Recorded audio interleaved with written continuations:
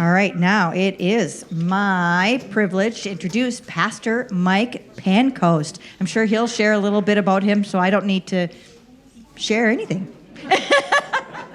I might have a few things.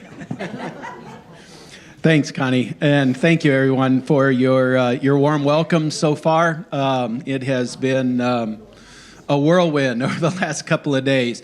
If I don't get your names, just please be patient and just keep reminding me and wear your name tags, please. When Pastor Connie contacted me and said, "Hey, would you be willing to do adult forum and tell us a little bit about yourself?" I said, "Of course, yeah."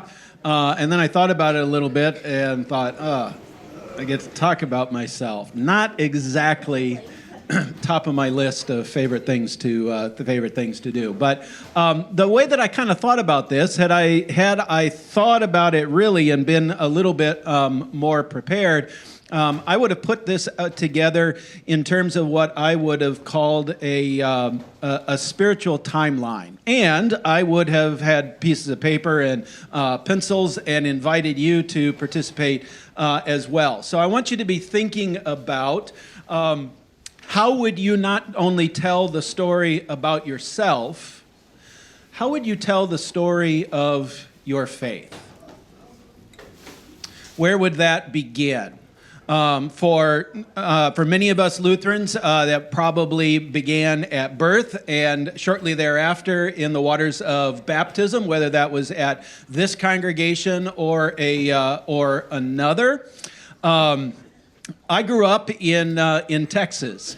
Whatever that means to you, hold that. Be gracious with me, or. But here's my Midwest credibility. I was actually born in Dubuque, Iowa. Those of you who might know a little bit about Dubuque, Iowa, might know that there is a seminary there. So that tells you a little bit about my spiritual story right there. My father was an ELCA pastor, and I was born in Dubuque, Iowa, while my dad was going to seminary there. Born in 68, and we got back to Texas in 69, just as soon as we could. So I spent most of my life in Texas. My childhood was in Houston, Texas, Faith Lutheran Church in Bel Air, Texas, kind of a small city right in the middle of the metroplex of Houston. That's where I started Sunday school and vacation Bible school and all the things that I would point to and say are some of my grounding in faith and discipleship. My father was the associate pastor at the time. The senior pastor was my maternal grandfather, which also tells you a little bit then about my life and upbringing. I come from a long line of pastors for several generations.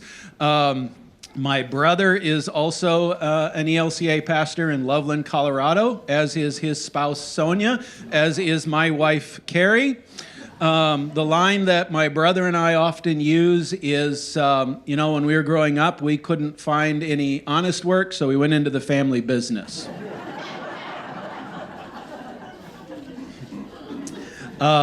Spent my adolescent years in a small city in the northeast corner of Texas called Longview, Texas, and that's where confirmation. And in those days, anybody remember Luther League?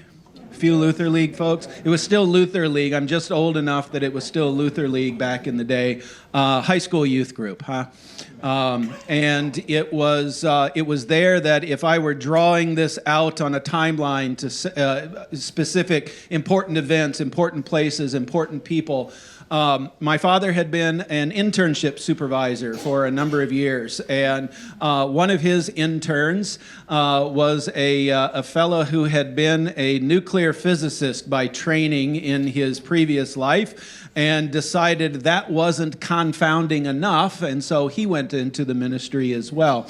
And during that time, that was my senior year in high school, See, all my other pastors had been related to me. This was the first pastor that I really kind of related to who wasn't a blood kin to me. Bill Irons was his name, and Bill was kind of the first guy who made my faith approachable and lighthearted and real in ways that I think I continue to come to realize and understand.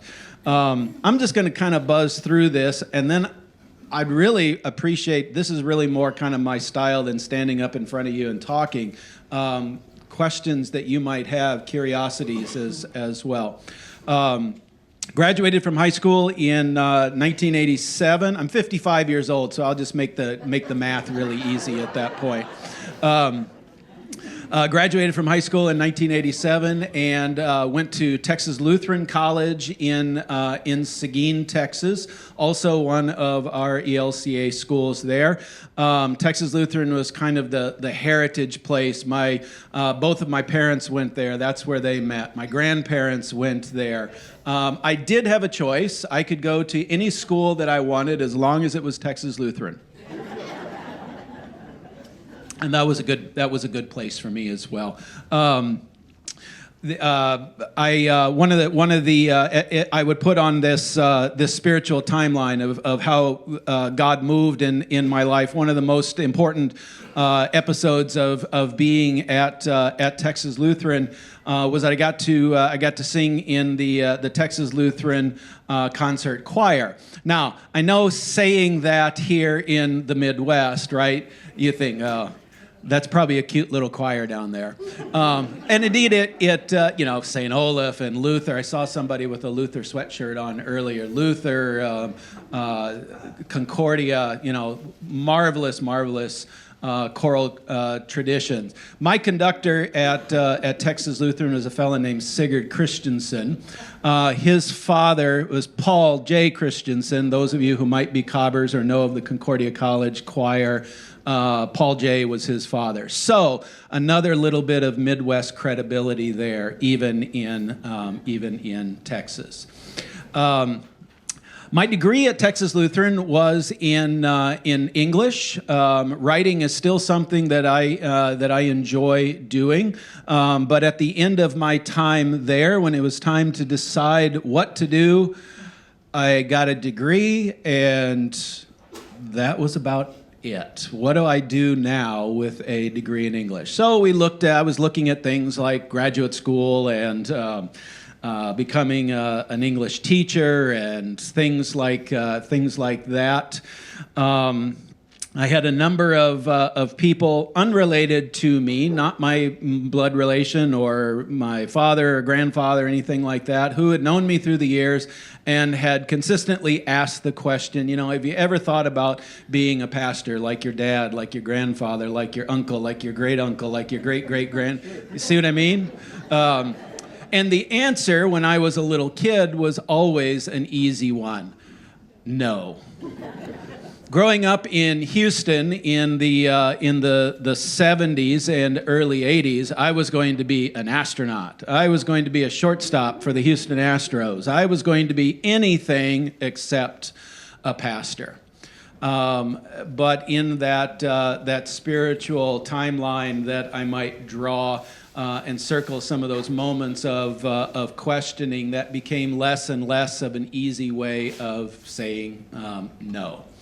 And so in 1992, after a year of living on my own in Seguin, where Texas Lutheran College is, I moved to the Midwest, moved to Minneapolis, St. Paul, and enrolled at Luther Seminary in St. Paul. Did my internship back in those days. I kind of like saying that now. Makes me feel kind of wise. Back in those days, seminary was 2 years on campus, a third year posted on internship, God knows where, fourth year to come back on campus to get everything fixed that you learned on internship, which is where the real learning actually happens. But anyway, my internship was in Big Timber in Melville, Montana. Gorgeous little spot about halfway between Billings and Bozeman. Many of you might have driven right by it, whether you stopped there or not. Lovely little town of sheep herders and massive, gorgeous ranches. And that's kind of where I began to continue to learn my chops of being a parish pastor. Graduated in 1996. Now, I mentioned to you earlier that my wife, Carrie, is a ELCA pastor as well. She serves in the Northeast Minnesota Synod, where I most recently came from, and serves 2 little rural parishes, one in Little Falls. That one's not so much rural. The other is in suburban Hillman. If you know where Hillman is, the church isn't in downtown Hillman. It's out in the suburbs. So if you're ever up that way at the lake, look for it. My thought, what's that? She's got about an hour drive. Yeah, indeed. When I was going to seminary, the plan was to get done and go back home, seek call in Texas. I met this young woman from Austin, Minnesota at the time, and by the time we started talking about getting married. Those of you who are married know that marriage is often all about compromise. I told somebody else this story earlier. I thought that maybe we would get married and move down south. Carrie was certain that we would get married and stay in the Midwest. So we compromised, and we stayed in the Midwest.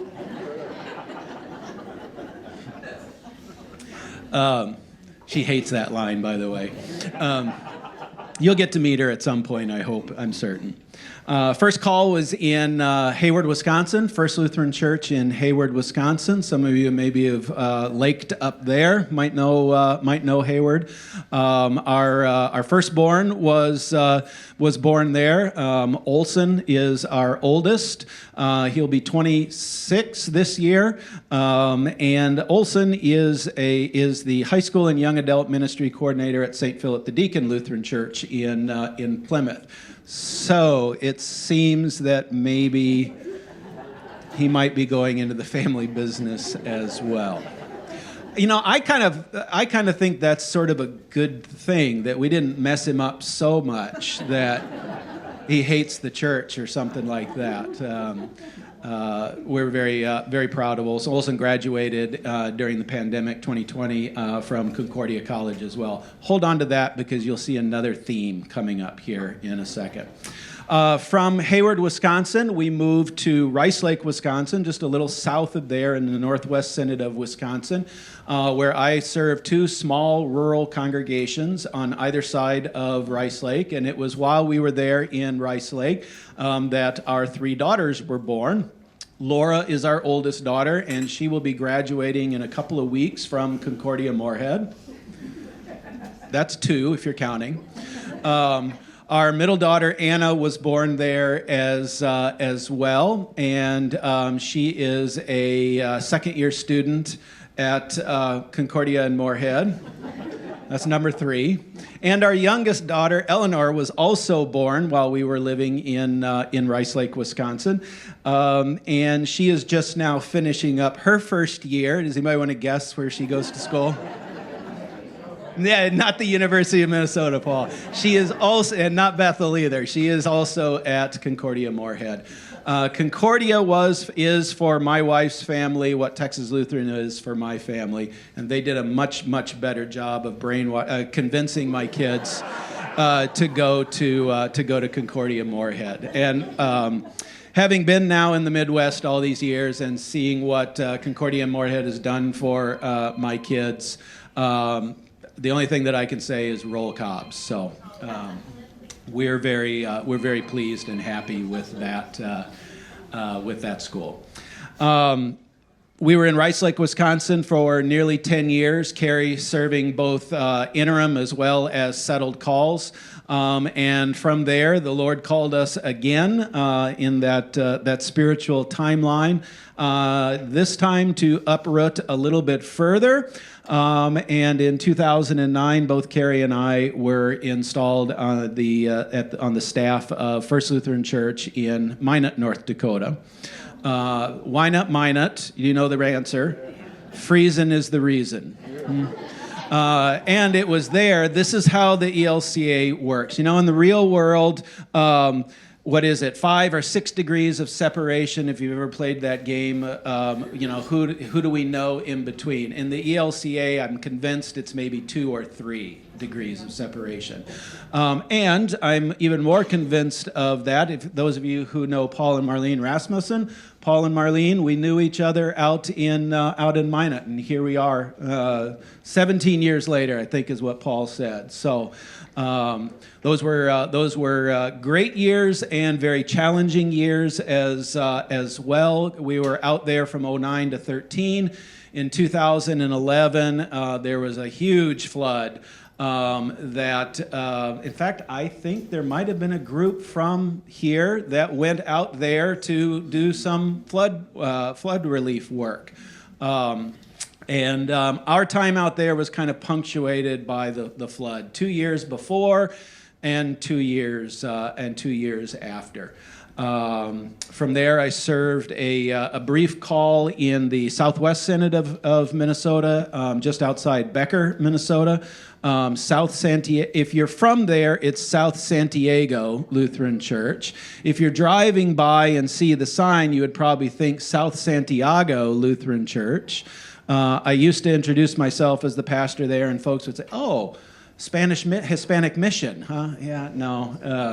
And nobody really knows where the name came from, but that's where I was for about 4 years. And then most recently, during the last 7 years at Trinity Lutheran Church in Princeton, Minnesota. So I was there. That was where I did my pandemic tour as well.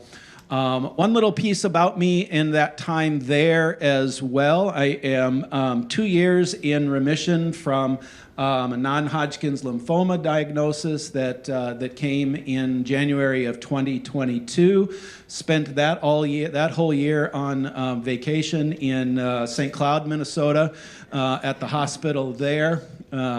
Vacation, tongue firmly placed in cheek, and so far so good. All is well with regard to that. So there's at least a little bit of timeline, spiritual timeline, that I would say here are places, moments, people that God used to grow our faith, to grow my witness as a pastor and as a follower of Jesus.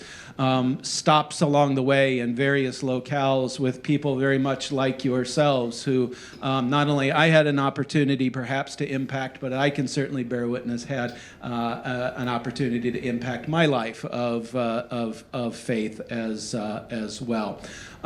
So that's my story. And a good friend of mine would end this time and say, that's my story and I'm sticking to it. Don Muntz, there's another. Don's parents were members of mine, just very treasured friends at Trinity as well. And so, what a strange world it is at times, Don. Good to meet you. But those are, that's the way that I think I would want to talk about myself in that way, as a tool. I've been told that before.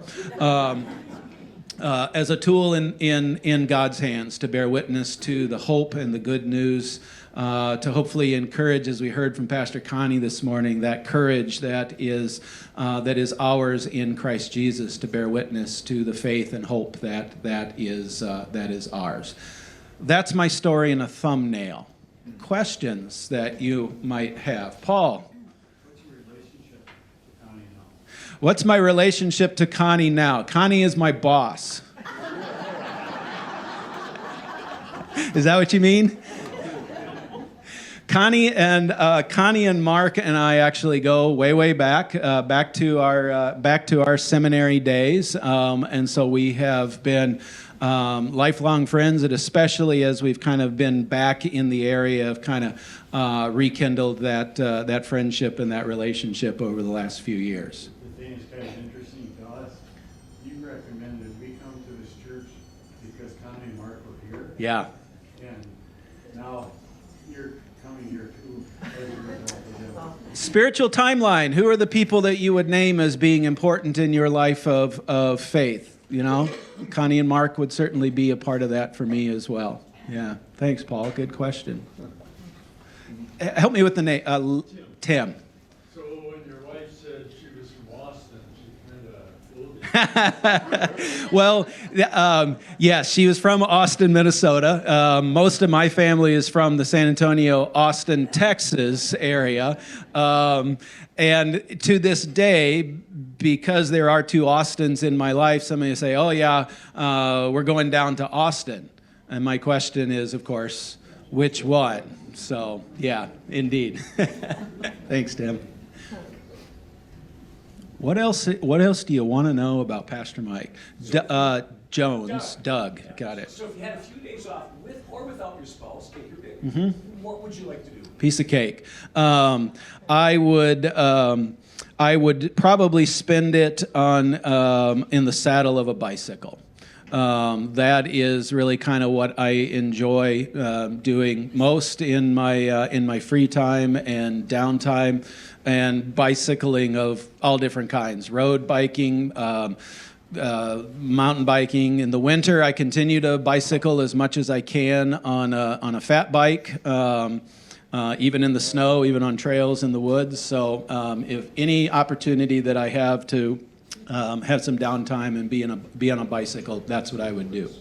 Either that, or I would be cooking something or smoking something on my smoking meat. I should say that. Yes, it is legal now, but still in all, I think I should clarify that smoking meat on my back patio somewhere. Those three things are kind of the top of my list for sure. Yeah. Tell me your name, please, too. Marlon. Since your wife has a distance to drive, Yeah. have you stayed in Princeton? Have you moved here? We actually, the question was, since my wife has another call north of where we live, where do we live? When we moved here from North Dakota, we landed in Becker, Minnesota. I've been commuting these last 7 years, quote unquote, to Princeton.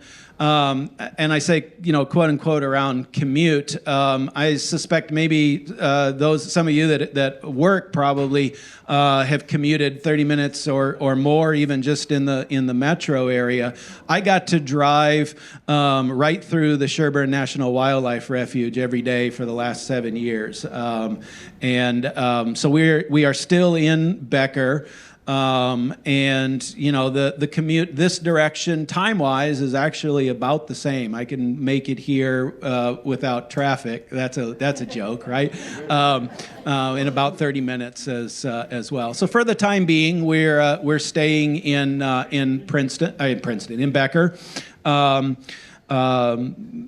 That's we'll cross bridges when God reveals them to us, and we've certainly crossed one here. But thank you, Marlon, for your question. Saw another hand over here. Yes. Name Dennis. Yeah. You had some formative years in your young life with the Rangers and the Astros and the Cowboys. You must be aware that this is Viking and Minnesota. Full disclosure, I'll reveal my loyalties right here. I have been now in Minnesota longer than I was in Texas. I moved here in 1992. You remember what happened in 1991 with the Minnesota Twins, right? Exactly, world champion Minnesota Twins, 1991. That was my senior year in college. My freshman year in college was 1987. I fell in love with a guy that was about this tall and about this round, who played center field, Kirby Puckett, and I've been a Twins fan ever since. I grew up in Houston, going to the Astrodome, eighth wonder of the world, just sort of when we moved from Houston, I was never a Rangers fan, just never really hooked me. Houston had some awfully lean years there, and who couldn't love Kirby Puckett and Kent Herbeck and Tom Kelly and all of those personalities. So, Twins fan, first of all. It's tough right now, but hanging in there. I did grow up a Cowboys fan. And I understand that most people in this room really truly believe that Drew Pearson pushed off. There we go. Yep, Doug's got it. So I'm not going to go into all of that. We spent about 15 years in Northwest Wisconsin.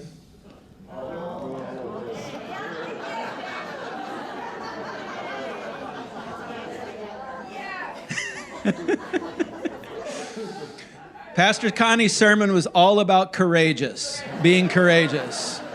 So I'm just going to rip that bandage off.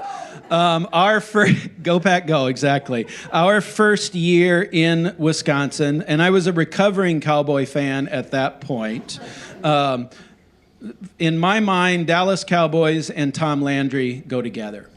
And when it wasn't Tom Landry, it was kind of a hard time. So I was teamless at that point, and ended up in Northwest Wisconsin. And the very first year that we were there was a year, some of you guys might have remember this name, a fella named Brett Favre, took the Packers back to the Super Bowl and won it. It's not a cult, but it's close. And so we kind of got sucked into it in a peripheral sort of way. All four of my kids were born there. And you won't ever be able to convince my son Olson of anything other than green and gold and Green Bay. So my understanding is that this is a very open and welcoming congregation. They are. As a Packers fan, they are. Marvelous, yep.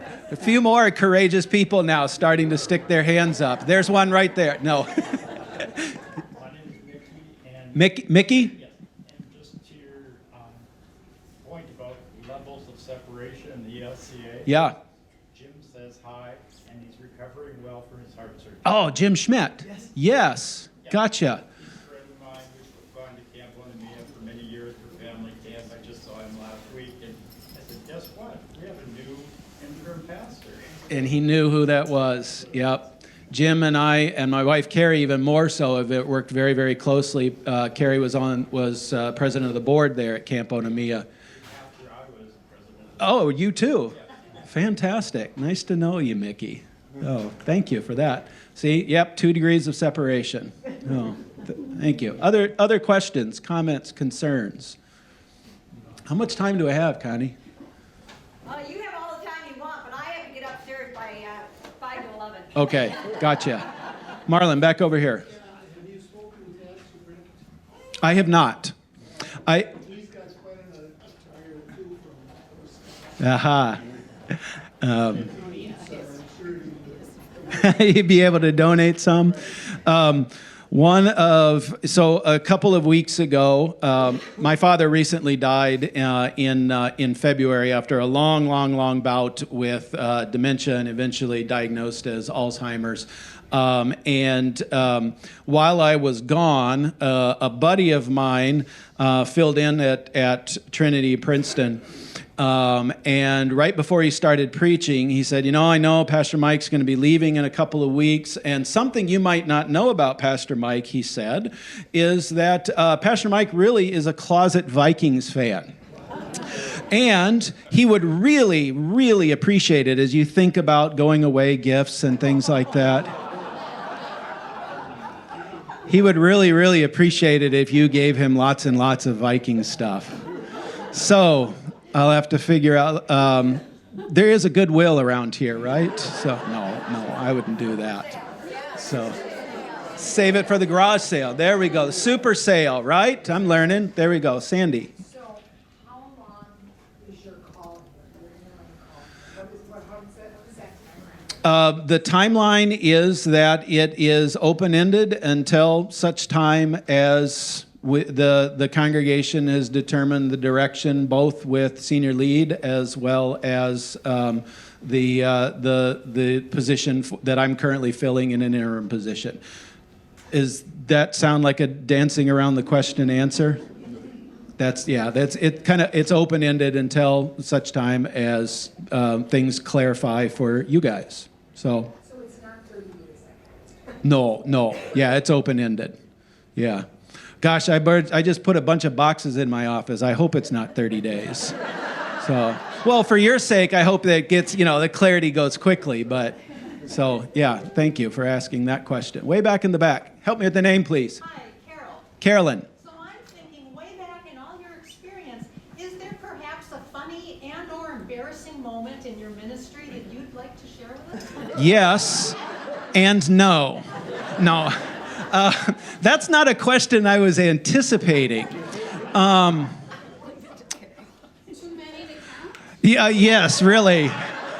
I'm just going through the card file, figuring out which one. Hot. Kettle black. Yeah. Yeah, I guess the one that kind of came to mind was a wedding. This would have been in Wisconsin, and it was a wedding that took place in between Christmas and New Year's. And during the homily, I was talking about how God's surprising grace shows up in unexpected ways. For example, a young woman who is found to be with child unexpectedly. And, oh yes. And so I was tuned into the couple who were standing right here in front of me and not tuned into all the whispering and that was going on in the congregation. And then they started laughing, the couple, and then I realized what I had implied and said, oh, I'm talking about Mary. I'm not talking about, I'll leave the innocent out of this. So, yeah, that's one. And there could be others, but we'll leave it at that. Good question, Carolyn. Thank you for letting me be vulnerable in that way. Anything else? We'll go about 5 more minutes. Sandy, and then I'll come back over here. Okay. I just had a question when you kept saying, I'm not going to go into the family business. Yeah. What turned that around that you did? I can't necessarily give you like that it was such and such a date or anything like that. But I was coming, graduation had already happened. I had one more class that I had to finish up at Texas Lutheran, a drawing class of all things. And so I was working in the local college dive bar and grill. And I worked late night shifts, and then I would get up in the morning, and I was renting remember the Chris Farley bit about the guy who lived in a van down by the river? It wasn't quite that bad. It was more like a mobile home down by the river, which was what I could afford, and it was comfortable in a cool place right on the river. And so I'd get up and I'd have my coffee in the morning, and I was just racking my brain about what am I going to do. Grad school would be good. I could do that. It wasn't really referring to Pastor Connie's sermon again about what's your passion.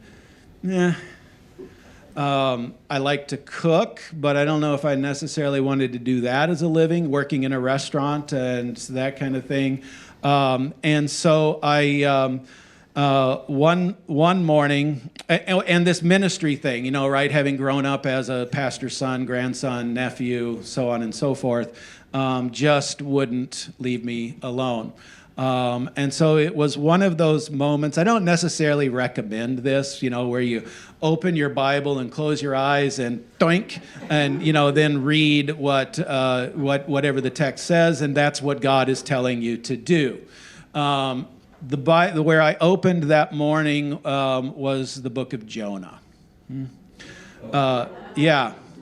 One who is called and does everything to forsake and run from that call.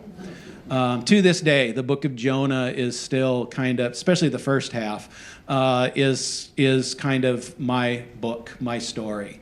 And so largely, I would honestly say that I did not come to seminary eagerly thinking, I'm going to be a pastor. Honestly, I would say I came to seminary thinking, I don't know what else to do. Honestly, I've been a part of the church my whole life. I've seen what pastors do and go through. Let's give it a shot, see if that sticks. And 20 whatever years later, here I am. So Jonah is still my book. Norm. How do you feel about interim ministry training? In fact, the question was, how do I feel about interim ministry training? In fact, I spent most of last summer as I was kind of beginning to discern my place either at Trinity or elsewhere. I took a considerable amount of intentional interim training, ministry training. And at some point, I think those tools will come to fore. So I think that I would call myself a lifelong learner. I think that my default position is always one striving to be in a growth mindset. There's always something else to learn. So with that, that's something that I'll continue to pursue at some point. The line that I would draw between what I was doing then and I think what I'm doing, what I'm being asked to do now, is what I was training for then was more along the lines of intentional interim ministry, going into congregations that are open to this and needing some work and a fresh set of eyes and ears, and maybe even a fresh set of fresh mouth to say, hey, have you noticed this before? Have you thought about maybe there being a different way of doing something? Do you realize how you might be stuck in this particular arena? I don't think that that's what I'm being asked to do here. And I think I would call this more of a bridge ministry in just coming in and being one of the pastors in preaching and teaching, visitation, and whatever, and other duties as assigned. Right? I got it? Great. Great question, though, Norm. Thank you. No. Name is Bill. Bill. What are some of the most meaningful experiences you've had in ministry since you've been in ministry? The question was, where are some of the most meaningful experiences that I've had in ministry? Honestly, I would say it's pretty common, though there are certainly some high points. I am just kind of a normal, regular parish pastor at heart. And when I know what's going on in folks' lives, both in their joys and in their pains, and they come forward, and we have that moment of communion, and I say, the body of Christ, this is Jesus for you. Knowing what you're bringing to that altar, in joy and pain. That is, it's part of what I enjoy most about ministry. And of course, yeah, there've been some high points along the way. When I was a younger fella and much more connected to youth ministry, fantastic summer trips up to the Boundary Waters, or all 4 of my kids have worked out at Christicon Lutheran Bible Camp in Montana. And just some marvelous experiences, both with young people and adults. And I think that's one of the things that I've would point to as meaningful, not just the mountaintop or the beauty of the Boundary Waters or anything like that. That's important. But that interaction, most especially between other adults and youth. I very strongly believe that more adults with our kids is better than fewer. And to see that sort of magic happen, not magic, the Holy Spirit, building relationships and growing faith. I mentioned Bill Irons, that intern, when I was a senior in high school. He took us on a trip out to Sky Ranch in Colorado for a week of backpacking. And I still remember not so much the content of a lot of those conversations, but the fact that here was another adult not related to me who was a person of faith that related to me in a very important way. So that's the way I think I would answer that. Certainly Holy Communion, and funerals, weddings, to have the privilege of being a part of people's lives in ways that a lot of folks aren't necessarily. Again, both in joy and pain, and to be bringing that word and the sacraments into those circumstances are powerfully meaningful to me. Thank you, Bill. I think we're about at our time. I hope at some point that we can continue this conversation in a one-to-one sort of way. I am pretty good at names most of the time. This is a pretty overwhelming, this service in particular. I thought I was doing, last night I was meeting people, and there was Taryn and Sandy and Pam, and I was getting all these names down. Felt pretty good. 8 o'clock service, I was, doing the same, and then the 9 o'clock service happened. And yeah, so be patient. Help me out with names and name tags. I have no problem being corrected and being reminded my name is. So thank you.